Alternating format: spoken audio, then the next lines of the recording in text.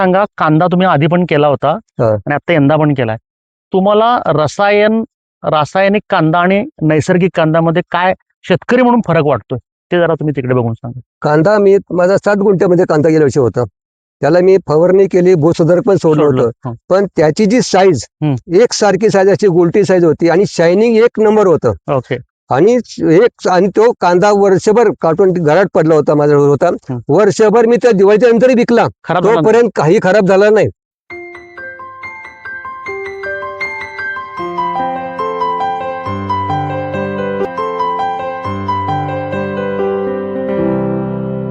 नमस्कार शेतकरी मित्रांनो, मी राहुल टोपले, संस्थापक मिशन ऑर्गॅनिक. आपल्या नेहमीची परंपरा, कष्टकरी प्रयोगशील शेतकरी त्यांचा उत्साह वाढला पाहिजे. त्यांच्या शेतावर बांधामध्ये जाऊन ते काय काय प्रयोग करतात हे बारकाईने बघितलं पाहिजे, शाबासकी दिली पाहिजे, कौतुकी केलं पाहिजे. त्याशिवाय उत्साह वाढत नाही मित्रांनो, माझा पण आणि त्यांचा पण. आज आपण सातारा जिल्ह्यातील वाई पाचवड जवळ व्याजवाडी या ठिकाणी आहे आणि हे दोन शेतकरी तुम्ही ओळखताय. याच्या आधीचा एक व्हिडिओ तुम्ही बघितला असेल. आज हे भगवान पिसाळ, हे अंकुश पिसाळ, अत्यंत प्रयोगशील तरुण शेतकरी. अंकुश माऊली आमची गेले 3-4 वर्ष मिशन ऑर्गॅनिकच्या कुटुंबाबरोबर काम करतायत. आपल्या कुटुंबातले हे ज्येष्ठ सदस्य आहेत, प्रयोगशील आहेत. अतिशय विश्वासानं, श्रद्धेनं प्रयोग करणारा हा माणूस असंख्य अडचणी अडथळे येऊन सुद्धा प्रत्येकावर मात केली. पहिली अडचण, पहिला अडथळा तुमच्यासारखाच घरामधून, घरातले यांचे सदस्य, मुलगा, सून आणि इतर सदस्य सुद्धा ज्यांना हे पटत नाही, नैसर्गिक शेती, जसं तुम्हाला सुद्धा पटत नाही मित्रांनो. हजारो लोकांना वाटतं की रसायन घातल्याशिवाय शेती येत नाही, पण माझ्या ह्या माणसाला माहिती आहे, तरुण मित्राला माहिती आहे की रसायनाची गरज नाही. गेली 3-4 वर्ष तुम्ही रसायन वापरलं? 3-4 वर्ष नाही वापरलं. रसायन वापरलेलं नाही, पण शेती सक्सेसफुली करतायत. विविध प्रकारचे प्रयोग करून अनेक उत्पन्न घेतलेत फायद्यामध्ये. रसायन लागत नाही हे कृती करून ते गावाला सांगतायत. अनेक लोकांना सांगण्याचा प्रयत्न केला, पण लोक ऐकण्याच्या मनस्थितीमध्ये नाहीत. मी त्यांना आधीच सांगितलं, तुमचा वेळ घालवू नका लोकांना सांगण्यामध्ये. तुम्ही बघतो लोकांना कसं सांगायचं आहे ते. तुम्ही शेती करा छानपणे. आज आपण त्यांच्या प्लॉटमध्ये आहोत. सुंदर कांद्याचं पीक आहे, लसूण आहे पलीकडं, इकडे गहू आहे. तिन्ही पिकांचं आपण थोडक्यात घेऊया. तुम्ही पहिल्यांदा कॅमेऱ्याकडे बघून तुमचं नाव, गाव, पत्ता, पिनकोड, पत्ता व्यवस्थित सांगा. कारण हा व्हिडिओ लाखो शेतकरी महाराष्ट्रातले बघणार, कानाकोपऱ्यामध्ये जाणार आणि तुमच्या बोलण्यातून, तुमच्या प्रयोगातून लोक प्रेरणा घेणार. आज तुम्ही गावगाव तुमच्या गावात जाऊन सांगणं आणि व्हिडिओमध्ये सांगणं यामध्ये प्रचंड फरक आहे. ह्या गोष्टी लोकांना कळतात. तुम्ही सुद्धा असा कोणाचा तरी व्हिडिओ बघूनच माझ्या आला होता, त्यामुळे आज तुमच्यावरती वेळ भगवंतांना आणली. आज तुमचा व्हिडिओ कोणतरी बघणार आणि तिसरा माणूस माझ्याकडे येणार. हे भगवंताची कृपा. आपलं नाव आणि सांगा. माझं नाव अंकुश आप्पासाहेब पिसाळ, मुक्काम पोस्ट व्याजवाडी, तालुका वाई, जिल्हा सातारा या गावचा मी रहिवासी आहे. मी 3 वर्षापासून, असं मी लहानपासून शेती करतोय, पण सर्व्हिस असल्यामुळे काही लक्ष नव्हतं. पण 2 वर्षापासून सरांचा मी युट्यूबला व्हिडिओ पाहिला ऑर्गॅनिक, आणि मला शेतीची ऑर्गॅनिक करण्याची मला जास्त आवड होती. रासायनिक मध्ये जरा नफरत होती, कारण ते माझंच मी शारीरिक कमकुवत आहे. बरोबर. माझा ऍक्सिडेंट झालेला आहे, मी हार्टचं माझं ऑपरेशन झालेलं आहे. म्हणजे उचला पात्र मला करता येत नाही, आणि त्यासाठी मी बाटलीमध्ये काय मिळेल, औषध लिक्विड मिळेल, रासायनिक सेंद्रिय मिळेल, त्याच्या प्रयत्नात होतो मी. आणि ते शोधता मला सरांचा एक व्हिडिओ मिळाला. त्या व्हिडिओमध्ये बघितल्यानंतर म्हटलं थोडे दोनच औषध आहेत फक्त, बाकीसारखी 8-10 औषधं नाहीत फवारायची, तेव्हा काय मग चांगलं आहे. म्हणून ते एक पहिलं सुरुवात केली. तर मला सगळ्या घरातला विरोध केला, तू पैसे तिकडे पाठवणार आणि पैसे तुला पक्षप देणार, लाभाडी माणसाला येतं, पैसे पाठवू नको. मी 5,000ची पहिली ऑर्डर दिली. म्हणलं भगवंत माझा, स्वामी समर्थ आहेत, ते बघतील, गुरुदत्ताचा माणूस आहेत आणि ते करतील. म्हणलं दिलं तर आलं, गेलं तर गेलं, जाऊ दे, माझ्या नशिबातलं कोण घेऊन जात नाही. आणि पैसे पाठवले. तिसऱ्या दिवशी मला पोस्टानं ते सगळं आलं, औषध आलं. आल्यानंतर जरा मला समाधान वाटलं. आता पोरगं म्हणले आता काय करणार, म्हणलं मी करतो, जे सांगितलं त्या पद्धतीने मी करतो. त्या पद्धतीने पहिली तिची सुरुवात फवारणी केली. आणि जीवामृत बनवायला जरा ड्रम बनवायला मला वेळ लागला, ड्रम आणायला, हे करायला त्या वेळ लागला. पण नंतर मी ते ड्रम पण बनवून त्याचं ठेवलं इथं वावरात, शेताचं ड्रम. आणि एक तर तिच्या अगोदर पहिला बनवतो ड्रम माझा गेला, चोरीला गेला, आणि ते औषध पण नेलं, कोणी ते उतरून नेलं. अशी इथं लोकांची अवस्था आहे. आणि दुसरी गोष्ट मला गेल्यावर सांगायचं ते विसरलं, तुम्हाला सांगितलं नाही मी. माझा अर्धा एकरचा ऊस जाळला माणसाने. एवढा ऊस मोठा आला होता, चांगला होता, हरभरा चांगला होता, त्यामध्ये एवढा मोठा झाडा होता हरभऱ्याचा. आणि मी इतका टेन्शन मध्ये होतो, मुंबईला गेलो 4 दिवस आणि आल्यानंतर बघतो तर सगळा अर्धा ते ऊस वाळून गेला, औषध मारलं कोणतरी. मित्रांनो, आणि मला मी त्या टेन्शन मध्ये सरला पण फोन नाही केला, विचारलं पण नाही. ह्या गोष्टीवर मला जरासं भाष्य करायचं आहे. हे समजून घ्या, किती विकृतपणा समाजामध्ये चालू आहे, किती विघातक शक्ती काम करतायत, नकारात्मक ऊर्जा किती कलियुगामध्ये आहे हे समजून घ्या. हे अध्यात्म आहे, हा व्यवहार आहे. आज ह्या शेतकऱ्याचा 3 वर्षापूर्वी मला माहिती आहे, एका शेतीशाळेमध्ये इथं कुडाळजवळती आले होते. तेव्हा त्यांनी मला सांगितलं विदारक सत्य. आज गावापासून थोड्या बाहेरच्या बाजूला यांचं शेत आहे. भूसुधारक तयार करण्यासाठी त्यांनी इथं 200 लिटरच्या बॅरलमध्ये तयार केलं. अज्ञात माणसांनी येऊन ते बॅरल चोरीला नेलं, फोडलं, ओतून टाकलं. याला काय म्हणायचं माऊली? हा माणूस अथक कष्ट करून नैसर्गिक शेती करण्याचा प्रयत्न करतोय, पण त्यासाठी सुद्धा लोक हे असा विरोध करतात, किती चुकीची गोष्ट आहे. आणि आता ते सांगतात की त्यांचा ऊस आणि हरभरा जाळून टाकला, त्याच्यावर फवारणी ह्याची फवारणी केली, तणनाशकाची. किती वाईट आहे सांगा हे. हे तुमच्या बुद्धीला पटतं का? एखाद्याला तुम्ही मदत करू नका, पण जो माणूस काम करतोय त्याला सहकार्य करणं अपेक्षित आहे, किंवा तो जे करतोय त्याच्या आडवं तरी जाऊ नका. आज हे महाराष्ट्रामध्ये अनेक ठिकाणी मला अनुभव आलाय. आमच्या याच्या आधीच्या 1-2 व्हिडिओमध्ये तुम्ही बघितलं असेल की उत्साहानं करणाऱ्या लोकांना ही लोक समाज विघातक शक्ती काम करू देत नाहीत. अतिशय दुःख होतं मित्रांनो, वाईट वाटतं. भगवंताच्या चरणी मी प्रार्थना करण्याशिवाय माझ्या हातामध्ये काही नाही. मी महाराजांना विनंती करतो की अशा विघातक शक्तींची बुद्धी शाबूत ठेवा आणि चुकीच्या गोष्टी त्यांच्या हातून होऊ नयेत ही बुद्धी त्यांना द्या. माझी माणसं खंबीर आहेत म्हणून हा माणूस थांबलाय का? नाही. तो प्रयोगशील आहे. भगवंताचा हात त्याच्या डोक्यावर आहे, तो थांबणारा नाही. मिशन ऑर्गननी कधी थांबणार नाही. आम्हाला सुद्धा आमच्या प्रवासामध्ये प्रचंड रेजिस्टन्स आला, विरोध झाला. अजूनही लोक आमचे टंगलटवाळी करतात, अपमान करतात. पण हे आहेत की नाही बघितलं काय तरुण माणसं? ही माणसं जेव्हा वयाचे हे 70, हे 60-65,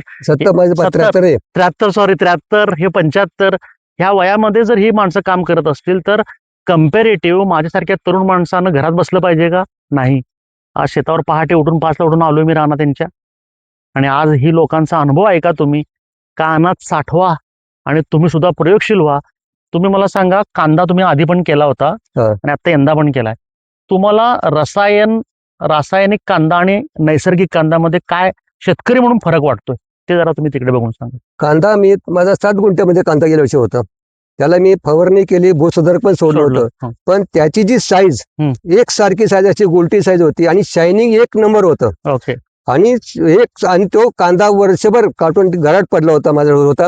वर्षभर मी त्या दिवाळीच्या नंतर विकला, तोपर्यंत काही खराब झाला नाही मित्रांनो. आणि वातावरणामध्ये उगवला. एखादा खराब झाला असेल तेवढं होणार साहजिकच आहे, पण असा नाचला नाही कुणी. बाकीच्यांचे उकरंडे भरले, पण माझ्यात नाही उकरंडे भरला. ऐका मित्रांनो, मोलाचा अंकुशराव सांगतायत, नैसर्गिक कांदा नासत नाही, खराब होत नाही.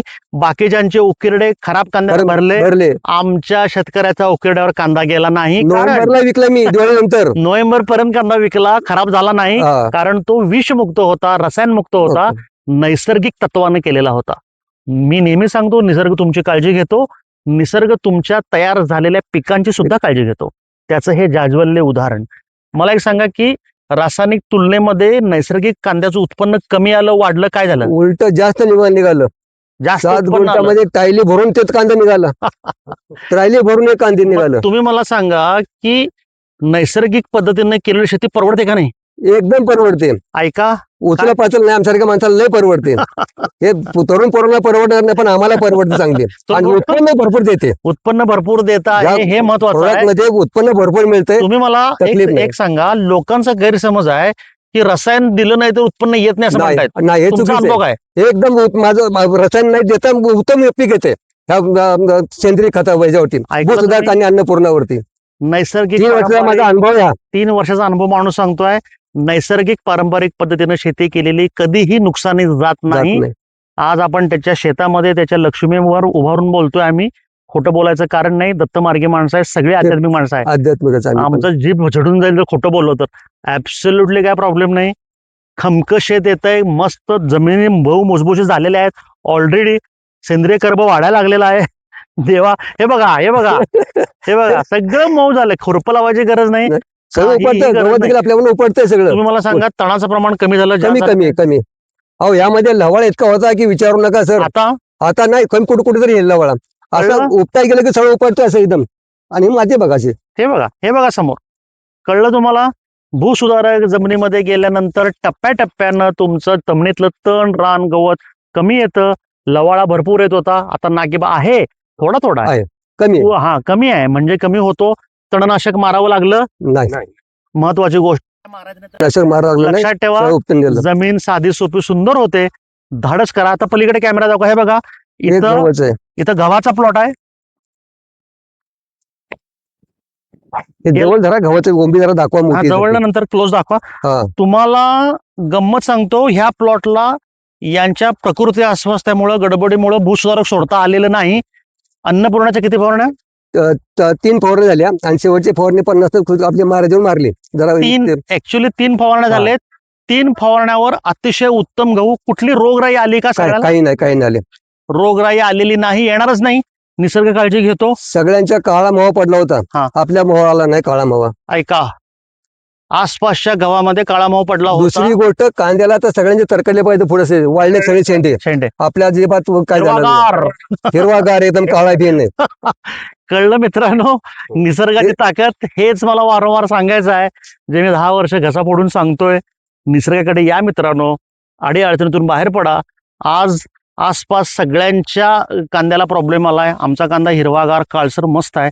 गव्हाचं त्याने सांगितलं, सगळ्या आसपासच्या प्लॉटला प्रचंड प्रमाणावर काळा मावा पडलाय. आपल्या गावाला काहीही आजार नाही.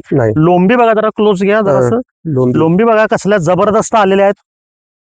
दाणा पूर्ण भरून आलाय, सुंदर आलेला आहे.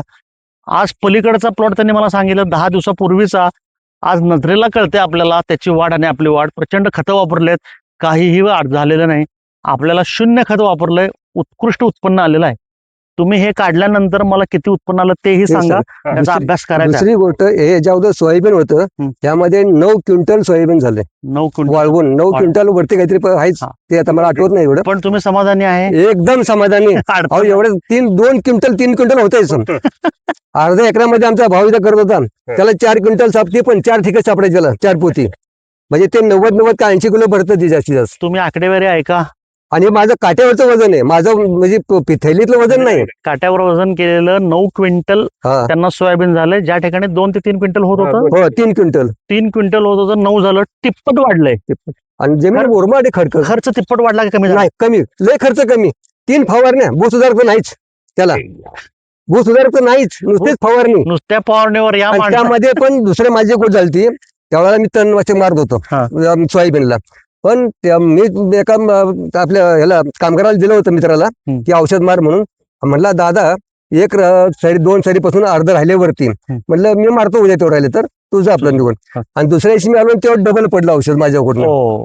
आता ती सरी जळली, म्हणजे वाळून गेली. मी म्हटलं इतकं बरं झालं, गडबड झाली. मग दुसऱ्या दिवशी काय केलं, मी दुसऱ्या दिवशी आपले अन्नपूर्णा घेतलं 100 ग्रॅम, आणि त्याच्यावरती फक्त एका सरीवर मारत गेलो, त्या 2 सरीवरती, 2 बेडवरती. डबल पडलेलं तिथं. हा, डबल पडलं होतं तिथं. पण नंतर ते एवढं जे फुटलं, पण ते पहिलं जे होतं ते वाढलं होतं जरा, पण हे जरा बारीकलं. पण त्याला शेंगा भरपूर, 100-125 शेंग त्याला काय झाडाला. म्हणजे केवढं म्हणजे त्यामध्ये फायदा येतो. जादूचं औषध आहे, आम्ही नेहमी म्हणतो. गंमत आहे ती. ज्यांना अनुभव घेतला मित्रांनो, त्याला ते कळालं. ही लोक आज तो अनुभव घेत आहेत, शंका नाहीये. आणि महत्वाचं पुन्हा एकदा सांगतो, असे जे स्वप्नवत रिझल्ट आहेत ना, ते काय येतात माहिती आहे? श्रद्धा आणि विश्वासाचा खेळ. ह्या लोकांना ह्या प्रकृतीबद्दल, निसर्गाबद्दल, औषधाबद्दल कधीही शंका येत नाही. ते अतिशय विश्वासानं करतात. शंकाच नाही म्हणून तो रिझल्ट येतो. नंबर 2, काही लोकांना रिझल्ट मध्ये प्लस मायनस होतं. का माहितीये का? कारण ती लोक शेड्यूल पाळत कार्यालयामधनं काही गोष्टी सांगतात, ते ऐकलं पाहिजे. ते ऐकल्याशिवाय होत नाही. कारण तुम्ही तुमच्या मनानं जर काय करत गेला तर रिझल्ट मध्ये प्लस मायनस होऊ शकतं. हे मी तुम्हाला सांगतो. आज ह्या तरुण माणसांच्या दोन्ही शेतामध्ये रिझल्ट येण्याचं पहिलं कारण श्रद्धा, विश्वास. दुसरं कारण त्यांनी आम्ही सांगितलेल्या सगळ्या गोष्टी बिनचोकपणे पाळलेल्या आहेत. त्यामुळे हे स्वप्नवत रिझल्ट आहेत. आज ह्या वयात सुद्धा ही लोक व्यवस्थित पैसे मिळवत आहेत. आणि पैशापेक्षा पुन्हा अध्यात्म, मी सांगतो दत्तगुरूंचं नाव घेऊन, ही लोक शेत जमीन चांगली झाली आणि आनंदानं, समाधानानं राहत आहेत. खरं आहे का नाही? सत्य एकदम परिस्थिती. तुम्हाला आनंद समाधान काही त्रास नाही कळलं? हा आनंद समाधान महत्वाचा आहे माझ्या शेतकऱ्यांचा. हा, बोला. नाही, एकदम समाधान आहे त्यामध्ये एकदम. आनंद समाधान महत्वाचं आहे. मिशन ऑर्गॅनिकच्या कुटुंबातील माझ्या लाखो शेतकऱ्यांना मी नेहमी सांगतो, भगवंता चरणी नेहमी प्रार्थना करतो की माझा शेतकरी आनंदी समाधानी व्हावा. मित्रांनो, तुम्हाला किती पैसा मिळतोय हे तुमचं प्रारब्ध आणि कर्म ठरवणार आहे, पण आनंद आणि समाधान तुम्ही मिळवू शकता, तो तुमचा नैसर्गिक हक्क आहे. आणि जेव्हा तुम्ही निसर्गाकडे येता, रसायन सोडता, अनैसर्गिक शेती सोडून नैसर्गिक शेती करता, तेव्हा भगवंत तुमच्या पदरामध्ये ते आनंद, तो समाधान देत असतो. आज माझ्या ह्या तरुण शेतकऱ्यांना तो आनंद समाधान भगवंतानं दिलंय, त्याबद्दल मी आमच्या दत्तगुरूंचे आभार मानतो, कृतज्ञता व्यक्त करतो. पुन्हा एकदा दत्तगुरूंच्या चरणी माझी नम्र विनंती, कळकळीचं निवेदन, माझ्या महाराष्ट्रातील सर्व शेतकऱ्यांना भगवंत तू आशीर्वाद दे, त्यांच्या हाताला यश दे, त्यांचं डोकं शांत ठेव आणि माझ्या प्रत्येक शेतकऱ्याच्या हातून सत्कर्म करून घे. परमेश्वरा, तुझ्या चरणी ही प्रार्थना. मी थांबतो. धन्यवाद. धन्यवाद.